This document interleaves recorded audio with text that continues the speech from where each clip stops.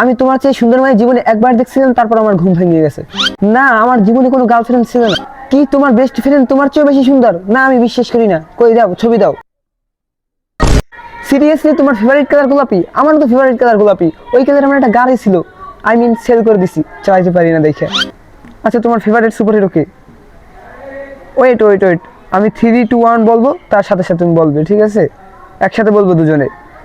3, 2, 1। আইরো Spiderman. ও মাই god, Spiderman movie থেকে তো আমি ফিদা হয়ে গেছিলাম। আচ্ছা, তুমি আজকে মেকআপ ছাড়া একটা ছবি দিছিলে না?